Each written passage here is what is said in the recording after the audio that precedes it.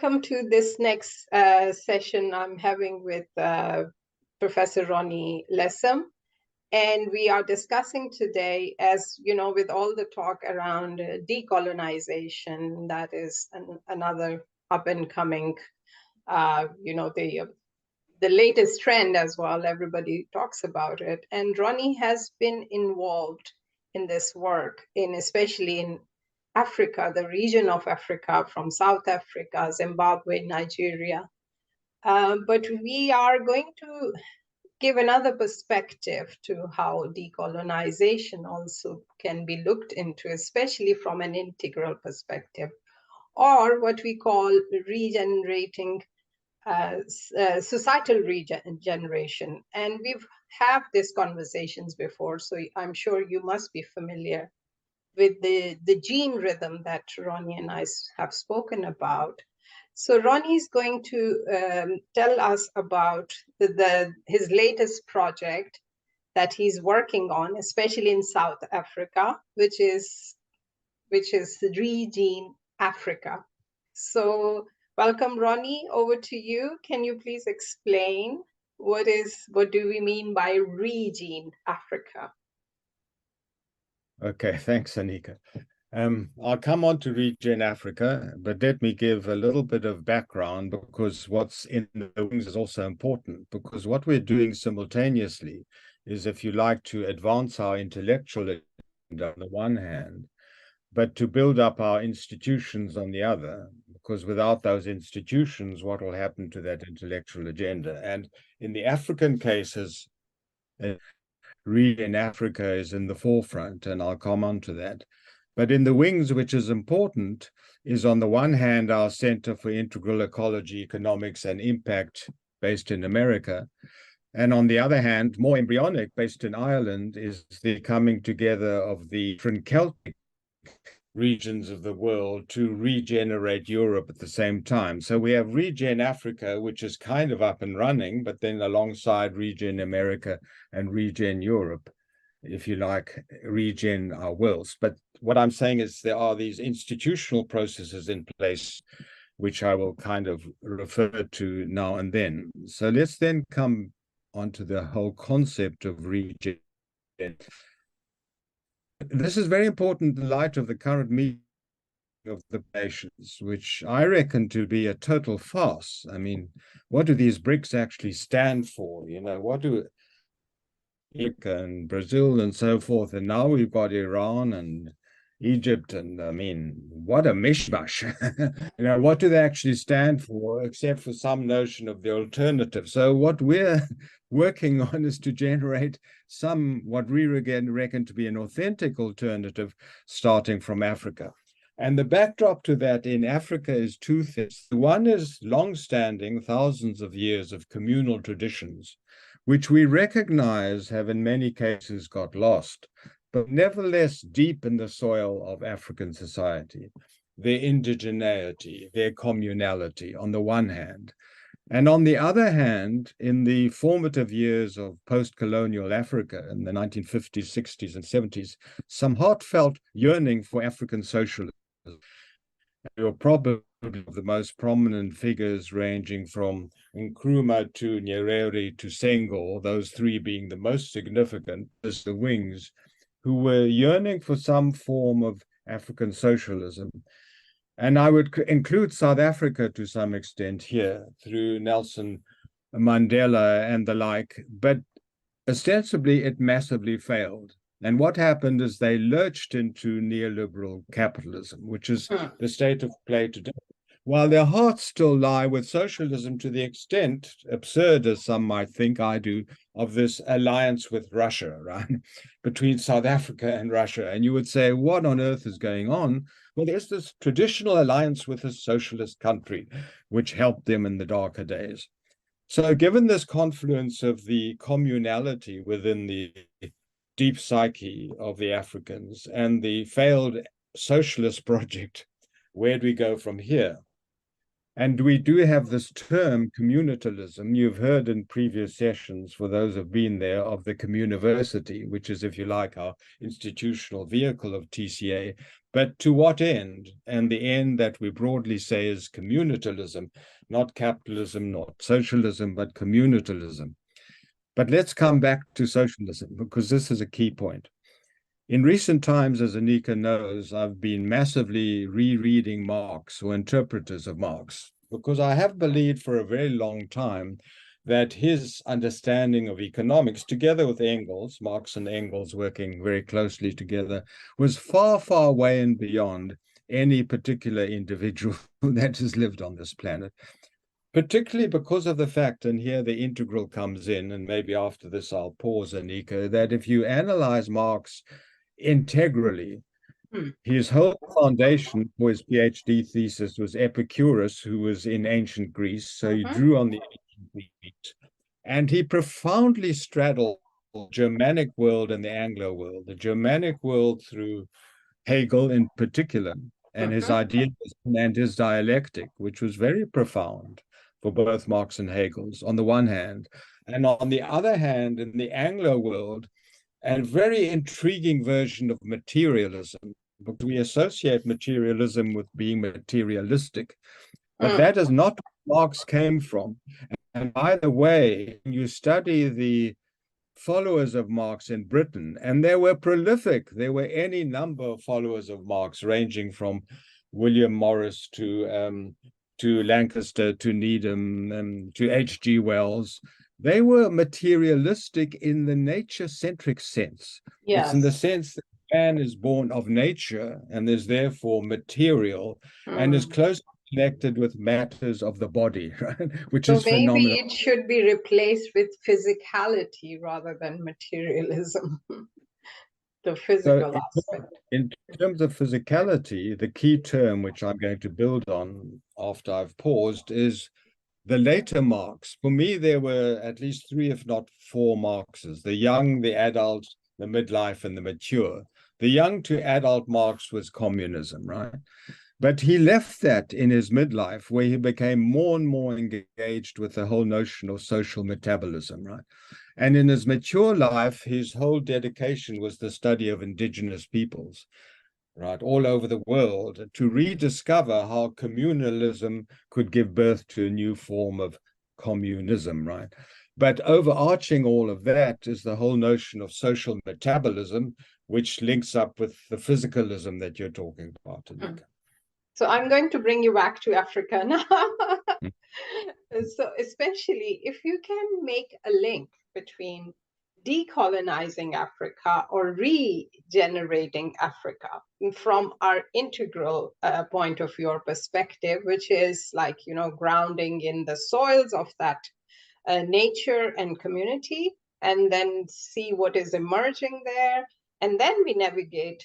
And finally, what is the effect of that navigation?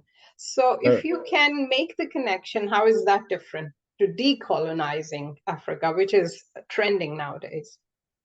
So that's a very important question, and to bring me back to that. And it does, in a sense, feed off my rediscovery of Marx. Because in our gene model, as some of you know, we start with grounding in nature and community. Now, the grounding in community is well known in an African context, even though we might have lost a lot of that impulse along the way because of our approach to politics and economics. The grounding in nature is much more ambiguous because it's innate. If you read about the San, if you read about the Bushmen, they were profoundly close to nature. But ironically, it's mainly white Africans who write about that nature connection. You don't get much of that from Black Africa. An exception is our close colleague Anselmo Dodo and his nature power. But what I'm saying is that I needed to rediscover the nature physicality based of Marx to round out socialism so it was grounded in nature and community, which is very important, because if you read conventional Marxism, you'll see nothing of that. You'll see nationalization, you'll see state planning, you'll see the rise of the proletariat. It has nothing to do with nature. So in a sense, we need to reground Africa in nature and reground Marx in the late Marx. So that's step number 1. Now, step number 2, which is vital, and you're alluding to it. Anika, the big missing element is, in a sense, to move from what we call grounding in the local to emerging through local global. And the local global, and if you use psychology, it's adult to adult rather than parent to child. In other words, Europe being the parent and Africa being the child, has to be a co-evolution between, if you like, Africanness and Europeanness or worldness. And that is what has been patently missing. By and large, we've either rejected the outside world or begun dominating. And the BRICS is the latest example. Now they want to reject the outside world, and then they'll become dominated by it, right? Exactly. It's a vicious cycle. It's that local global. And then the next step, and again, we might pause to digest, is that after the local global, the interaction between, if you like, innate indigenous Africa and, if you like, a new notion of modernism and our possibilities, we need the new synthesis, which is the newly global. And that's a new interpretation of thesis, antithesis, synthesis. We need a new synthesis so that Africa needs its own globality. And I'm talking about that economically and politically. Now, that is something I have to say that REGENE-AFRICA brings to the table that Marx and Engels never really brought to the table, nor did anybody else. How do you actually realize your own globality arising of local grounding and your local global cultural emergence? Wonderful. That's amazing. And I'm with you. I mean, I can ride this tide and, I can understand what you're saying. But, we've been facing this challenge, this common challenge of this language, new language that you are giving to, say, for example, synthesis or new synthesis, newly global. But this language has been kind of not adopted, or it gets rejected by people. So why is that? Why do you think people, I mean, there is a need. I've listened to many neuroscientists nowadays who are working on consciousness and trying to understand where is the missing connection between, convergence and divergence, and how do we converge our thoughts and what we are saying, and it makes sense. Especially language is a problem, they're coming up with it. So there is a need, and I'm with you. We need to now give a new language to all these issues. But why is there hesitation to adopt this new language, which is making perfect sense to me, but not to many people? When you say there's local, then local global, newly global, and then global local, right? But people just find it a bit complicated, maybe. So I guess, Anika, there's sort of three elements that get in the way. The one, just to park that one, because it's very important to our shared cause, but perhaps not as significant as the other two, is in a sense what you might call intersectorality, which is the link between theory and praxis. In all our work through TCA and related work, we always work with both elements. We work with the scholarly academic world on the one hand, and we work with practitioners on the other. If anything, we work more with practitioners than with fellow scholars, and that is unusual. Most people either do either or. Yes. Whereas to advance our shared cause, you need both, because whatever you come up with conceptually needs to be tested out in social practice, right? So that's the one factor. This all too seldom happens, and you get locked into one world or another.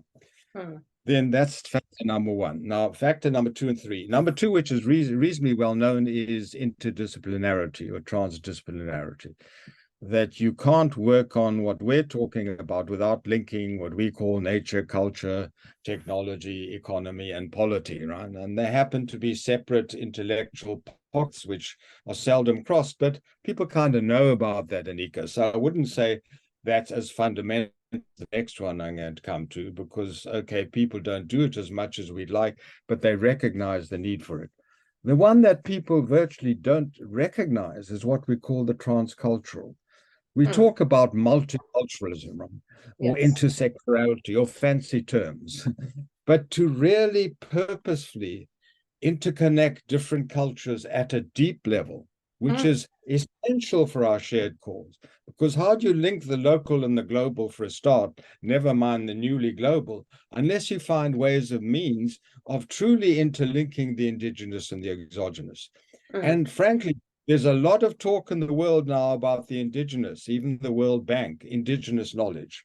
But that to us is only step number one. The more vital step is to link the indigenous with the exogenous, to link thinking from one culture with another. And that, frankly, is virtually never recognized. We may pay it lip service. We had cross-cultural management in the 80s and 90s. God knows what happened to that. And then it kind of stopped. So this lack of awareness of what happens and how you go about fusing different cultural orientations, and as a byproduct, or in addition to that, fusing it together, not at the level only of, if you like, culture in itself, but also at the level of economy and polity, if not also technology. That's a huge unknown. Yes, it is. So you are not just prescribing this, you are also working on it with your colleagues in South Africa and also with the Vinci Institute. So can you tell us something about that how can this be? Again, I mean, this is going to be, people need to understand that, as you mentioned rightly, that it's not a scholarly work, but it's also the practitioners. So the practitioners are involved in this process, but to kind of lodge this in an institution is going to be Da Vinci Institute. So can you please just quickly tell us how is that going to work?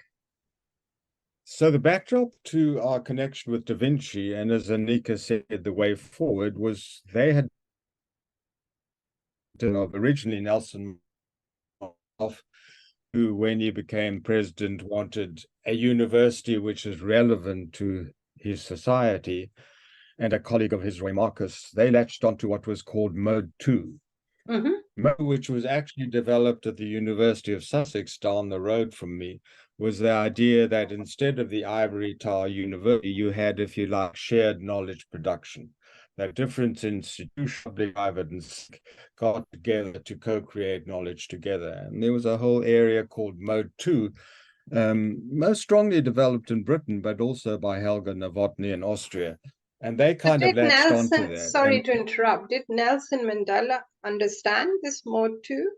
Because Da Vinci... At a surface level, he just wanted education that was relevant for his society. Right, okay, thanks. Within the frame of a school of business and technology in that sense.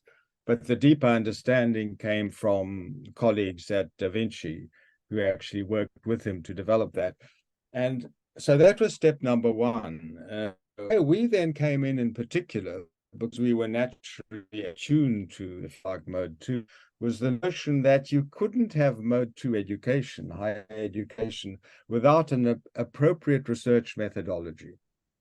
Methodology had to match Mode 2, and that there came our integral research strategy, which goes all the way, on the one hand, from origination to transformation, which most PhD doesn't do. It doesn't get to the point of transformation. And on the other hand, was particularly attuned to a particular society. We developed the notion of a Southern relational research path. So what we were saying is, if you want Mode 2, you need an appropriate methodology to match that Mode 2. That methodology needs to move from, if you like, research to innovation, social innovation, and that needs to match the global South. Okay. So we then got together and we operationalized with the PhD program what we're now talking about, in particular in Zimbabwe, because in Zimbabwe, which I originally come from, and when our colleagues joined the PhD, in a sense, we were free to do our thing, right? Whereas in South Africa, they were somewhat more constrained by the South African educational authorities, right? So in the Zimbabwean version, and in a select of other parts of the world, we could operationalize it on an individual PhD basis. But what we realized, and that was the birthplace of the communiversity, that the PhD in itself, which we called a transformation journey, as Anika knows very well, a transformation journey from your own calling to your contribution to your society as an individual, was not enough in itself. It was too individualized, and you can't realize the regeneration of a society by one individual working on it. You needed, in a sense, the complementarity of a research academy, no? Which in a sense was the umbrella, which had the body of knowledge that you were contributing to and drawing from, and which brought people together collectively. You needed the laboratory to test it out, not just individually, but also organizationally. And you needed the learning communities, not just the individuals, in which all that could be embodied. This was happening on a hit and miss basis on our program with Da Vinci. We had kind of pseudo-learning communities. We had laboratories that we were developed. We never had a research academy. So to come back to your question, Anika, the big step we're now taking with Da Vinci in REGENE-AFRICA is to establish a research academy around a future PhD and master's program, while we also bring in the laboratories and the learning communities. In particular in Zimbabwe, South Africa, and Nigeria, where we are all based from, but hopefully in time across Africa as a whole, to make a contribution to the world. Right. And this is our solution to decolonizing Africa, right? Yeah. Yes. Yeah.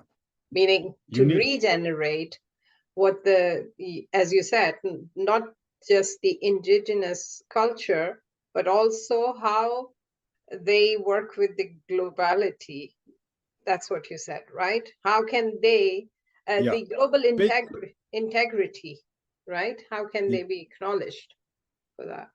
The elephant in the room, which we haven't mentioned yet, except we're alluded to in BRIC politics, that resolutions to the issues of the world are by and large seen geopolitically, which means political and economic. And we believe that'll go nowhere ultimately if it's isolated from nature and culture. Now, the one, if you like, exception is climate, and which is either directly politically or economically, and therefore, and I will maybe come to it this time or next time when we talk more SEAM in America, where I believe it is absolutely vital that we build whatever we're doing, whether it's REGENE-AFRICA or the Center for Integral Ecology, Economics, and Impact, on the whole environmental movement and on climate change, because that is one evolutionary show in town, right? So to that extent, that is a bridge between the geopolitical and what we will call the regenerative. But we have to do a lot of work to bring the regenerative into the picture, starting from nature and culture, to counter this overwhelming geopolitical orientation. Great. I think we should leave it here for now because there's too much to digest here. But thank you so much for sharing your lifelong journey with us. It's amazing. I wish the world understands and, welcomes all the solutions that you have provided. You've written about it. You're still working on it. So thank you so much. I appreciate you. Look forward to next time. Okay. Thanks, Ronnie. Bye.